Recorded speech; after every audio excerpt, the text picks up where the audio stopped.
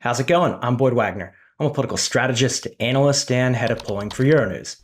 On Friday, I got a chance to talk to John McLaughlin. John is a pollster and key campaign advisor for the Donald Trump campaign. That means that there are very few people in America that understand, quite like John does, the Trump campaign's level of confidence and their focus in these final days before America goes to vote on Tuesday, November 5th. The conversation John and I had, we run through a whole range of topics, from the previous cycles and the polling inaccuracies that existed there, to the swing states that matter this time around and a few other states that the Trump campaign is now focused on, to a couple of other issues such as mail-in balloting and how that might be affecting the current polls. So without further ado, here's my conversation with John McLaughlin.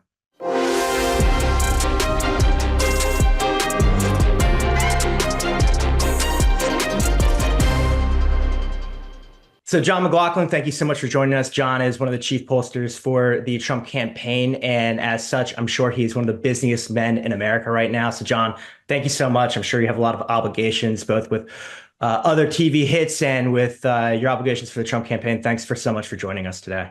Thank you, Boyd. Pleasure to be here. So let's just dive right into it. Earlier this week, one of my colleagues at Euronews, Stefan Gruba, he published a great video for us where he asserted that basically the vibes, as he called it, were with the Trump campaign right now. So without digging into any of those numbers specifically, I just wanted to see how much you and I tend to agree with that. I think that the vibes certainly are with the Trump campaign at the moment. Without digging into any of the numbers specifically, how much do you agree with that? And what's the level of confidence within the Trump campaign at the moment? Vibes is too superficial a word for the Trump voters. I mean, the Trump voters, it's about the issues right now. And definitely we have momentum, but it's a close election and we're grinding up. Where in the national polls, we're virtually tied. And by the way, just to give you a little perspective, I'm not used to this. 8 years ago at this point, there was a Hillary lock. She was ahead by, 6-7 points in the national polls, winning every battleground state. On election day, the exit poll said she'd won, but we won an electoral college victory based on 78,000 votes out of 139 million across 3 states. Pennsylvania was 46,000, 22,000 in Wisconsin, and 10,000 in Michigan. And then 4 years ago, it was even worse. Joe Biden was ahead on November 2nd. The Economist, YouGov, had him ahead 53-43 in the national polls. And the averages had him up, the Real Clear Politics averages had him up 10 points. We were losing every battleground state, and it was going to be a Biden blue wave. And out of a record 160 million votes, we barely lost by 12,000 votes in Georgia, Arizona, and 20,000 in Wisconsin. This time, we're not used to this. The national polls have us tied. We have slight leads in the battleground states. In the Real Clear Politics average, North Carolina, they have us up 1. Pennsylvania, it's up 0.2. We're down in Wisconsin by 0.5, up in Michigan, Georgia 2.6, down in Michigan 0.5, down in Wisconsin 0.2, Arizona 2.4, we're up, Nevada we're up 0.9. This is a really close race where literally the final days actually matter up until the time they close the polls. It's for us in the Trump campaign, this is about, hey, you want to win? Don't think we've won. Get your friends and family out. And it's a big turnout election because in the battleground states, except for Pennsylvania, when election day hits, most of the voters in the 6 out of 7 battleground states will have voted. Yeah, so just to touch on some of the polling, you referenced a lot of the swing states that ultimately matter. We've talked a lot about them here on Euronews, just to fill everyone in on exactly how the electoral college system works in America and those states that matter. But just to kind of go over with both Real Clear and 538, where they stand on the national polls right now, which, as you mentioned, are way tighter than they were in the previous 2 cycles that both included Donald Trump. As of this morning, it was 538 has Harris ahead by 1.2. That was the closest margin that I've seen on their numbers since July nationally. And then Real Clear Politics has Trump ahead by 0.3% nationally. That has actually come back down. I saw earlier in the week is at 0.4. So without digging into and our Euronews polling numbers that I conduct, I have it kind of just within that same, within between those two. I have it about zero point 0.8 right now, lead for Harris, using all those same public polls for the most part that those other two resources use. Without Mhm. giving away too much of what the Trump internal data looks like, um, how closely do your numbers align with the national vote numbers? Those are pretty close. I mean, 538 doesn't like me because in 2016 I said Trump was going to win, and they had a 71% chance that Hillary was going to win Yeah. on election day. So I get lousy ratings from them. They never forget that one. But but those national polls, that that's all margin of error stuff. These national polls of 1,000 people, it's plus or minus 3%. You got a 6 point swing. So it says it's a neck and neck race in the national popular vote. But remember, 8 days out before the election, Romney was up 1 point in Yeah. 2012, and he lost by 4 because he got out campaigned by Obama. And Obama went ahead in the national polls in the Real Clear Politics average on Sunday and Monday night. Trump told me the other day he is not Mitt Romney, and he's out hustling Kamala Harris. She followed us into Arizona and Nevada yesterday, but Trump also did New Mexico because we're within 4 points in New Mexico, and Trump on Saturday is going to be in Virginia, and she won't be there because we're within 3 points in Virginia. So certainly they're going to Michigan and Wisconsin today. Going back to North Carolina over the weekend, going back to Pennsylvania. So this is a really tight race that anything you do in the final days could make a big difference. Yeah. Going into Virginia is a big one. What was it? 2004, George W. Bush, the last time a Republican won Virginia after decades and decades of Virginia going for Republicans. It's been a tough slog for them recently. So having Yeah. those numbers shift in that direction is pretty remarkable at this rate. And and Governor Youngkin is supporting President Trump. And when Youngkin found illegal immigrants on the voter rolls, he threw them off, thousands of them. And the Biden Harris administration sued to have non-citizens stay on the voting rolls. That's how close it is that they would want illegal immigrants to vote to try to help them. So Virginia's definitely in play, and it's close. And we'll see what happens in the final days. Yeah, it's an issue that has been going on since about 2020 and something that the Trump campaign has talked a lot about. And I'm sure it's going to be one of the things that we're going to talk about. We'll dig into some of the issues a little bit later. You mentioned early on some of the past couple of cycles and the polling and how inaccurate those polling were. The polling was in specifically 2016 and 2020. And those pollsters were rightly ridiculed for those wild inaccuracies. My understanding is that in both of those cycles, your Trump campaign internal data showed numbers that were more similar to what the actual outcomes ended up being, as opposed to what those public polls were saying. So, based on what you're seeing this time around, do you think that all the array of pollsters that are out there have managed to tweak their methodologies in a way that more closely align with the reality, in your opinion, or are they still missing things this cycle that could make them inaccurate? Because if they're missing things this cycle, as I've talked about on some other videos for Euronews, if they're missing things this cycle in the same way that they missed them in those other two elections, then that goes to Trump easily. That becomes a Trump victory based on what the data is. But do you think that that all those public posters have managed to change their ideology, change their methodology in a way that more closely aligns with reality at this point? I think so because I mean, in the United States, we have databases of all the voters, and we know like 5 or 6 thousand different things on the database about them. We know, so who the possible voters are, what their voter histories are, and then you have the past exit polls where in previous years in 2016 and 2020 the media was purposely underpolling Republicans. So when you saw a poll of 24-25% Republicans, we were in 2016 33% of the turnout based on the exit polls. In 2020, we were 36% based on the exit polls. So we haven't been under 30% since the 20th century. So when a poll comes out and underpolls Republicans, then you knew that there's a bias.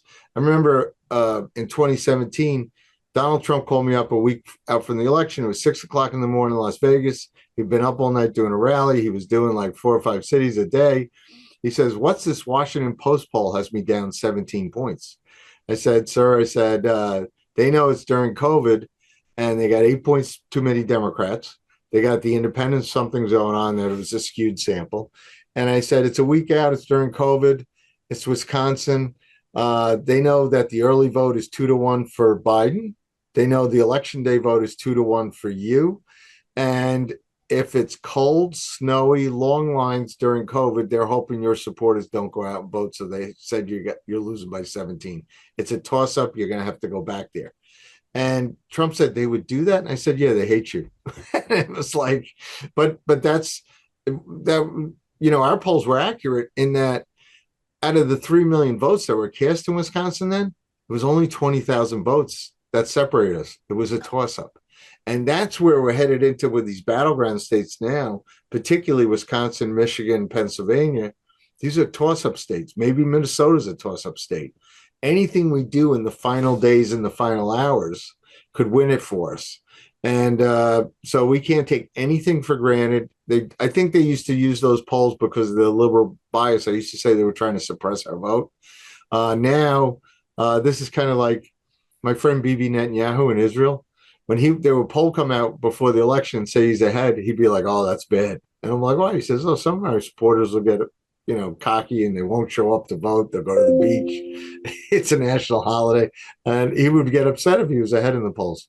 Well, Donald Trump, fortunately, he wants to be ahead in the polls, but he's running like he's an underdog right now. And we're making more campaign stops. He's working longer and harder than Kamala Harris. And we're doing everything we can in the final hours to drive our vote out. So looking at this year, I want to touch real quickly on mail-in balloting. I have my mail-in ballot that I need to go return today. Mail-in balloting became a huge topic and factor in 2020. I have to mail in mine today because I have to hop on a plane and head to Brussels later this weekend. So I will not be around to vote on Tuesday for the first time in my life. So I want to touch on mail-in balloting real quick. Mm-hmm. It being a huge topic, I want to see how it kind of is affecting the polling numbers. And does it affect the polling numbers in the final week? So basically, because there are so many mail-in ballots out there, take Pennsylvania, for example, where you have, based on what I saw most recently, I think yesterday and the day before, the registered Democrats basically were returning basically 400,000 more mail-in ballots than Republicans here in Pennsylvania. Mm-hmm. Does that in any way, are those people who are using mail-in ballots and have done so over the past couple of weeks, does that in any way affect the polling numbers? Does that shift things? Are they accounted for within polling, whether it's some of those major national polls that we see out there that show Pennsylvania shifting to Donald Trump's favor, or your internal numbers? Are those people accounted for in a way that we can trust that polling? Or is their having already voted or already have their ballot mean that maybe they aren't responding to those polls in a certain way? And, good pollsters account for that. And it makes, certainly for us, it makes it more expensive because people that vote already don't want to, they think it's a voter call to go vote or to persuade them or something. They don't want to take the call. And if you've already voted a lot of times, and it's, most of these calls are made on cell phones, the vast majority. So it's an expensive call. But I know for the internal polls in the Trump campaign right now, in a lot of battleground states, most of the voters have voted. We have to ask them how they voted and keep track of it. The best part about that is quality pollsters know that there's day-by-day reports from the secretaries of state and the elections commissioners that you can look at and you can say, okay, I could tell you yesterday in Pennsylvania, there was like 1.6 million votes cast by mail, already received. And they usually have about 7 million voters. And 4 years ago, it was almost 2 million. And 4 years ago, they had a 47% Democrat to Republican edge. I know that through yesterday, it was a 24% edge. So it's way down. It's much narrower, and the amount is smaller.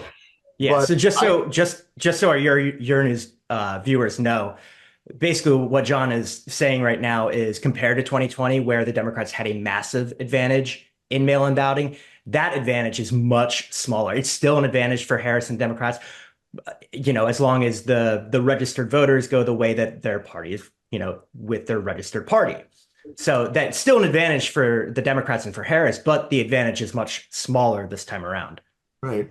And also, but it's a point that a good pollster, and the Democrats have good pollsters, and certainly Tony Fabrizio and the people that work for me in our firm, we look at those results by what they actually are, and we make sure that our poll matches that, so that the early voting is X% of the model, and it has a party registration that matches the early vote, and then the rest of it, where they tell us that they have not yet voted and but intend to vote, or they're likely to vote, we can then look at them, and then you get the whole you put the whole survey together, and then you can match it up with the demographics, by age, race, geography. We have a model based on past turnouts in Pennsylvania, which in 2016 and 2020 in the midterms elections, you had high turnouts, and you have a history of mailing. So we could look at that and we could say, okay, this is a good poll because it fits with the models of past histories and past elections. And we throw in the new registrants, because Pennsylvania's had more Republicans registered than Democrats in the last 4 years. So we can factor that in, and we can see who the new voters are coming in, because the voters who didn't vote in, say, 22, that may have voted in 20, that voted in or may have never voted, or a new registrant, they're doing very well for President Trump in Pennsylvania right now. But it makes the polling more accurate if you do that. But if a poll doesn't ask, have you already voted, and how did you vote, by mail, or other states that have early in person, and it doesn't match up with what reality is, there's something wrong. And but that's a media poll. And still, we take all this care, and we do all these quality control checks, and still, things can change between Friday and Tuesday when the polls close. So we gotta, I mean, it's a very it's a very dynamic business that we're in, that we have to try to help our campaigns win, because we're not just taking the poll to say this is what the result's going to be. That's what the media does. We're taking the poll to ask a bunch of questions, say this is how we get our vote total higher. Go talk to these voters. They like Trump because he's going to lower inflation. They like Trump because he's going to reduce crime. They like Trump because he'll get us out of endless wars. And so we target those messages into the voters very carefully and scientifically, because it's true. And our goal is to get more votes. I'm going off topic, off my sheet again for this one, because you mentioned something with potential new voters this time around. And quickly just thinking to myself about younger voters and Gen Z voters. I did a long column, a very, very long column for Euronews a little bit more than a week ago, where I basically explored both in Europe and in America some trends that we're seeing with younger voters, especially Generation Z, the Zoomers. And in Europe, there were some massive shifts toward the right with that younger electorate, especially with younger men. I think that we're also seeing a little bit of that trend. I wrote about again, when I wrote about this for Euronews, I mentioned that it's significantly harder, in my opinion, maybe you disagree, but in my opinion, to peg down exactly polling for younger voters. It seems more variable to me and more unpredictable. But I think it's something that both campaigns are seeing. And this is just based on the fact that, as we mentioned, Donald Trump going on Joe Rogan's podcast, 11 million listeners to each episode. A lot of those skew young, especially younger men. And he's done an array of podcast episodes and guest appearances over the course of the last few months. And it's not only that campaign, the Harris campaign. I know that last weekend, Tim Walz, Vice President Harris's running mate, did like a Twitch Madden, video game live stream. Again, this is something that's very, very focused at younger voters. So with all of this kind of going around, what are you seeing in terms of where these younger voters are heading right now? Not specifically my millennial generation, but specifically with the Generation Z, some of these guys and girls who might be registering for the first time. Uh, we've had a 4-year strategy basically where we really worked on the last 2 or 3 years to go after the pillars of the Democrat Party, whether it's African Americans, whether it's Hispanic voters, whether it's suburban women, and definitely Gen Z voters, younger voters. And, it's paying off right now because you can see Kamala Harris, she blew off Joe Rogan, she blows off these other formats. And but it's definitely picking up for us. And the ultimate thing that the way we're able to get to them is to say, remember when Trump was president, you could afford things. Go to the supermarket, pay your rent, pay your utility bills, try to buy a car. Forget about a mortgage. Mortgage prices are double to buy a home than they were 4 years ago. So we're getting a lot of those voters because they know as Trump starts every rally today and through the weekend, he's saying, are you better off today than you were 4 years ago? And the crowd says no. And it's full of young people, and they're diverse. And it's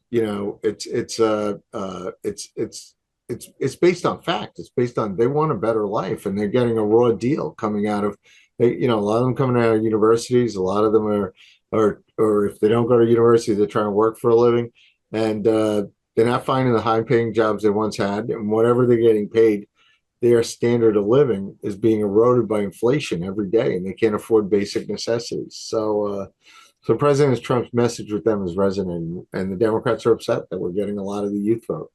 Yeah, again, it's a trend that you also see in Europe. So I think it's something that, and a lot of it is the exact same issues that are creating that trend that happens in Europe, and I guess we're seeing it also in America. So I guess we'll learn exactly how much that trend has pushed either one way or another come next week. Specifically, just talking about the voters real quick. What are the key issues for voters that will win this election either way? For either Well, candidate, what's the issue? well, our agenda is definitely change. We're winning the change message, which is driving the Democrats crazy because of 7 out of 10 Americans say the country's on the wrong track, and if you want to change, you want to go back to low inflation. You want to go back to a secure border that gets rid of these criminal illegal immigrants in the country. If you want to go back to ending the endless wars, if you basically want to be able to afford a home and not pay more taxes, etc., you have to vote for Donald Trump. Harris, she's saying things that aren't true about abortion. She wants to say that Trump's for a national abortion ban. He's not. She doesn't have many other specific issues after that. After that, it's just pure character assassination. She's calling Trump supporters Nazis. Joe Biden called us garbage. It's just vicious attacks on Donald Trump's personality. And the sad part is big media in the United States and big tech is piling on. That they basically they don't fact check Harris, and they don't and they carry things, her personal character attacks on Donald Trump. There was a media research study, nonpartisan group, that said 79% of the press for Kamala Harris has been positive since she was picked. 85% of the media coverage in the United States of Donald Trump has been negative. It's been the most lopsided bias election in the United States as far as the media is concerned. So that's do you think part of that has to do with the fact that she's run such a short campaign? I've talked about it. I've tried to emphasize for European viewers the fact that in America, we don't have like these 30, 60, 90-day campaign cycles like you see in Europe a lot of times. So for us to have essentially what ended up being like a 4-month campaign cycle with a new candidate being in there, it really crunched things in because we're used to like what, a year and a half, 2 year, sometimes campaign cycle with where we know kind of who the candidates are going to be. Do you think partly it's some of that's in play, where it's been still some of the introduce Vice President Harris to the country type of mold? Oh, it's definitely a European style snap election where they basically dump their leader and without Joe Biden was basically, they forced him to withdraw. The media and his, the big money allies that run the Democrat Party, they forced him to withdraw. He handpicked Kamala Harris, and she'd never won a primary, never won a caucus. And they were trying to run like a European snap election where, okay, we've got 3 months. It went from July 21st to August 21st, and September and October. It's now just over 3 months. And the more the American people learn about her, the less they like her. And just, I think, in the UK, the labor people who said they weren't going to raise taxes have just raised taxes. Kamala Harris, when she lets the Trump tax cuts lapse, there'll be a $5 trillion tax hike, raising taxes on 91% of all Americans. So, they're just trying to slip her by without having to answer questions about that. Last question for you. I just want to look at some of the projections, and specifically on the electoral map. I'm going to have my own projections I'm going to do for Euronews come next week, right before American voters head to vote. But just specifically, I want to look at those key 7 swing states, the battleground states that we all know about. You mentioned a couple of others that the Trump campaign is going after, but simply just looking at those 7 states, Michigan, Wisconsin, Pennsylvania being the big one, Georgia, North Carolina, Nevada, and Arizona. Over the past 2 cycles, with the Hillary Clinton campaign running against Donald Trump and then the Joe Biden campaign running against Donald Trump, we saw, generally speaking, one of those candidates, whether it was Trump in 2016 or Biden in 2020, took a majority of those. So it pushed them both, whoever the winner was in either of those, it pushed them over the 300 electoral mark, right? So I think it was Trump was 304 in 2016 and Biden, I think, was 306 in 2020. Mm-hmm. That means that they won a majority of those key swing states in each of those elections. The winner did. Do you think it's going to be a similar situation this time around, or do you think that there could be a more narrow electoral gap this time where maybe more of those states, 2, 3 go for Harris, while 4 go for Donald Trump type of situation? We're playing to win as many of those states as we can. So with that in mind, whether it's 1% or 2% or 3%, we're playing to win. And you could say in the final weekend here, the most precious commodity that any campaign has is their candidate. And Harris is going back to Georgia and North Carolina because we're winning there. And most of the vote in those states has been cast. She was in Nevada yesterday because Trump is winning there. So the Sun Belt part of the battleground states is going very well for Donald Trump in North Carolina, Georgia, Nevada, and Arizona. She was in Arizona too yesterday. So those states are going very well for us, and that looks good. But if we can continue the same kind of momentum where we can extend our leads in Pennsylvania, Wisconsin, and Michigan, which are very narrow, if we can extend those leads, it could be the bigger electoral vote. So, but right now it's a close election, and you've got, I'm looking at it as we literally, if you count election day, there's 5 days to really just get your vote out. And everybody in the Trump campaign, we're telling, don't just vote, get your friends and family out to vote. So it's a very important message. Yeah, it's going to be a strategy on both sides right now. It is crazy tight. I'm sure it's going to be making you work even extra hard for the next few days. So, John, thank you very much. I appreciate you spending some time with us today. I appreciate you running through this, both from the general polling perspective and then also from the Trump campaign perspective. I hope that you can get some sleep at some point here, but maybe if not, you'll just be a zombie come Wednesday and then you'll go into hibernation for a few weeks. We'll do our best. Boyd, thank you very much. Thank you for the opportunity. Yep, no problem. Thank you so much for joining us. That's John McLaughlin, one of the key Trump pollsters. We appreciate it. Thanks, John. Thank you. I'd just like to thank John one more time for joining us here at Euronews. We appreciate it. Stick with us all the way through the election on Tuesday, November 5th and beyond as we discuss here at Euronews all things related to the U.S. election.